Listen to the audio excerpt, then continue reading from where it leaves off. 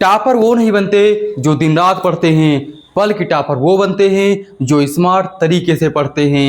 और आज मैं इस वीडियो में आपको बताऊंगा वो स्मार्ट तरीका जो आपको यूपी बोर्ड में 90+ मार्क्स दिला सकता है।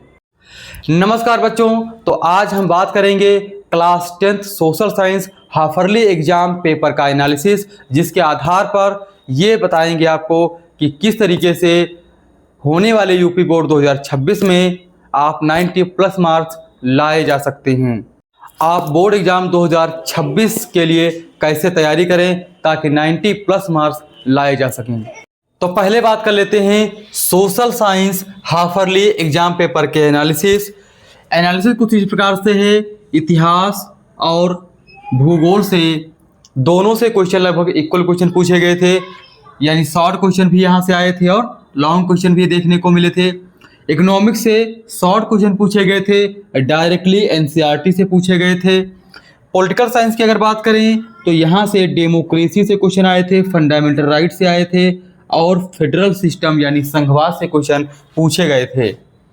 तो अगर आप सोशल साइंस में अच्छा स्कोर करना चाहते हैं तो हिस्ट्री ज्योग्राफी को बहुत अच्छे से तैयार करें, इकोनॉमिक्स को लाइन बाय लाइन एनसीईआरटी से याद करें और पॉलिटिकल साइंस के लिए डेमोक्रेसी, फंडामेंटल राइट्स और फेडरल सिस्टम या इस यहाँ से क्वेश्चन ज़्यादा पूछे जाते हैं, तो इसको बार बार रिवाइज करें और हर एक चैप्टर की समरी बनाएं, उसके कुछ पॉइंट्स बनाएं ताकि एग्ज़ाम के समय आप उनको कम समय में रिवाइज कर सकें।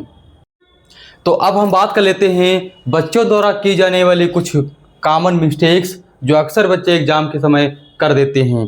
पहला पॉइंट है मैप बेस्ड क्वेश्चंस की प्रैक्टिस ना करना। अगर हम बात करें सोशल साइंस की तो वहाँ पे मैप को फिल करने के लिए क्वेश्चंस आते हैं। जैसे बात करें मैप बेस्ड क्वेश्चंस की, जैसे पूछा गया कि जलियांवाला बाग हत्याकांड कहाँ हुआ था।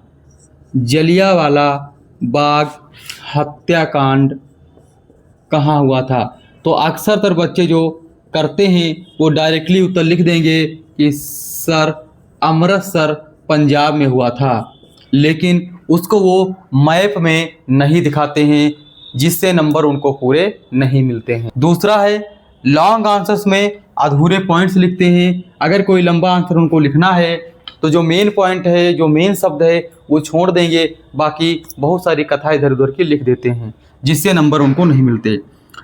और अगर बात करें आंसर्स का जो प्रेजेंटेशन होता है वो अक्सर कमज़ोर होता है, जैसे जो मेन पॉइंट्स हैं वो नहीं लिखते हैं। अगर बात करें हेडिंग्स नहीं बनाते हैं, अगर लॉन्ग क्वेश्चन पूछा गया तो उसमें हेडिंग्स के अंतर्गत अगर उसको तोड़ के लिखा जाए तो एक अच्छा उत्तर माना जाता है।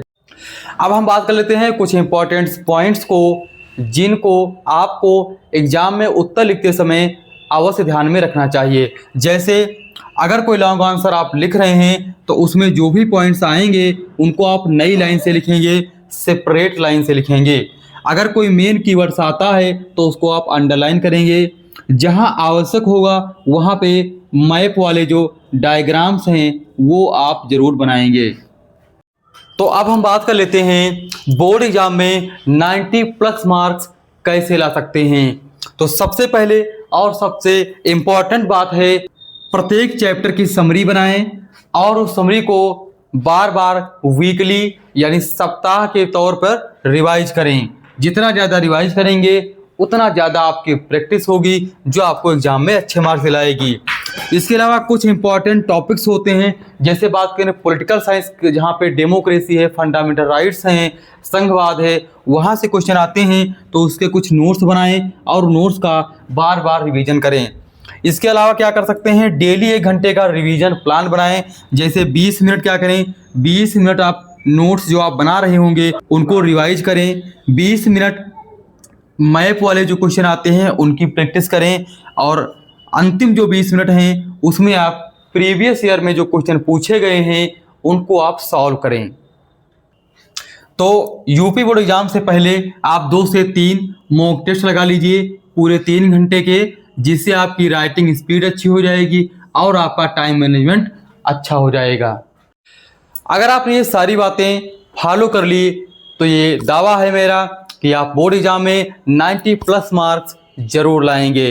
अगर वीडियो पसंद आया हो तो लाइक करें, अपने दोस्तों के साथ शेयर करें और चैनल को सब्सक्राइब करें। मिलते हैं किसी अगले वीडियो में, तब तक के लिए धन्यवाद।